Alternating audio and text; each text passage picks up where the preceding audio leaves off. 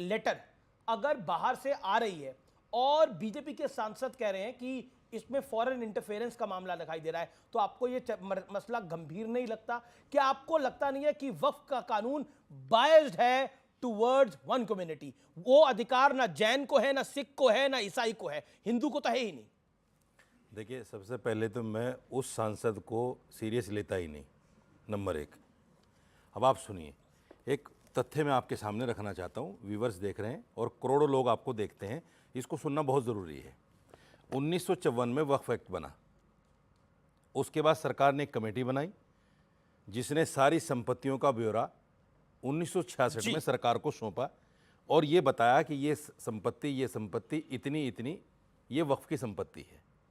1970 में एक गज़ट आया, ये गज़ट की कॉपी में लाया हूँ, इसमें ऊपर भारत सरकार लिखा हुआ है, वक्फ बोर्ड नहीं लिखा हुआ है, और ये असीमित नहीं, ये सीमित है, समझ लीजिए आप इसको। भारत सरकार ने 1970 में गज़ट पेश किया और गज़ट में तमाम स्टेटों को के वक्फ बोर्ड जो थे उन सबको बताया कि आपकी हर स्टेट में ये संपत्ति है, आप इसकी देखरेख कीजिए। ठीक है सर। दो चीज़ें सामने आई, एक तो ये असीमित अधिकार और एक प्रॉपर्टी 3.5 लाख से 9 लाख कैसे हो गई। वो हुई ऐसे, जब 1970 का गज़ट बना तो मस्जिद फतेहपुरी एक थी, एक प्रॉपर्टी थी। उसके बाद में जब गज़ट के बाद में वक्फ बोर्ड ने उसको जो दुकानें थी उसमें जब अलग अलग करके वो दुकानें दी तो पता चला कि 26 दुकानें भी हैं उसमें। तो प्रॉपर्टी एक है लेकिन उसकी 26 दुकानें भी हैं, तो एक के बजाय वो 26 दुकानों का भी काम करता है। सुन लीजिए, वो 26 हो गई। हाँ, करता है। उसकी प्रॉपर्टी में वक्त दुकानों का भी काम कर रहा है ना, दुकानों का नहीं कर रहा है। सिर्फ अरे भाई, अभी तक था, अभी तक इसी कार्यक्रम में आपने सुना, आपने 2.25 मिनट बोला, 2 मिनट बोला, अभी तक आपने सुना कि कोई धार्मिक मामलों के लिए देता है। अभी ये खुद कह रहे हैं कि वहां पर दुकानें हैं, दुकानों में तो धार्मिक काम नहीं हो रहे ना, तो आप खुद पैरवी कर। मैं जिस मस्जिद में इमाम हूं वो मस्जिद एक है, 1116 नंबर है, उसमें 8 दुकानें भी हैं। अब वो दुकानों का नंबर भी अलग अलग हो गया, वो एक के बजाय 11 हो गई।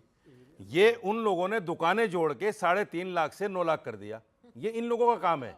संपत्ति एक ही है, वो वक्फ की संपत्ति एक ही है, इन्होंने 11 बता दी क्योंकि इनको तो बताना है ना। दुकानें तो आप ही ने खोली ना, सुन लो, दुकानें तो आप ही ने खोली, खुद ही तो बोल रहे हैं। दुकान वहां पर दुकान खोल ली, उन्होंने बोला आमदनी के लिए दुकानें खोली जाती हैं। ये कौन सा सवाल है आपका? ये कौन सा सवाल है आपका? नहीं, मेरा सवाल था, जब मेरी दुकानें किराए पे नहीं दूंगा, दे रहे हैं ना, कौन सा सवाल है ये आपका? तो ये क्या कह रहे हैं आप? तो मना कौन ये कर रहा है? क्या रहे हैं तो बताइए, मैं तो सही कह रहा हूं। ये मैं एक लिस्ट लेकर आया हूं, ये दिल्ली वक्फ बोर्ड की प्रॉपर्टियां हैं, ये 10 पेज हैं, 12 पेज कम से कम, और इनमें कौन लोग हैं? डीडीए है, एनडीएमसी है, एमसीडी है, रेलवे है और सरकारी एजेंसी। सबसे लीजिए, आप प्रॉपर्टी नंबर 1 बनी है देश के अंदर। मतलब आर्मी भी आपसे आगे ना रहे, रेलवे भी आपसे आगे ना रहे, नंबर 1 प्रॉपर्टी होनी चाहिए वक्त की। बोलने आप नंबर 1 के लिए एम करिए ना। ओके, शहजाद पुनावाला 20 सेकंड मांगे थे, 30 सेकंड दिए। ओके, शहजाद पुनावाला को बोलने दो। आपने तस्लीम रहमानी को नहीं बोलने दिया, आप मुझे नहीं बोलने दे रहे हो। तो मुसलमान, मेरी बात तो आ जाए, मुसलमान, मेरी बात तो आ जाए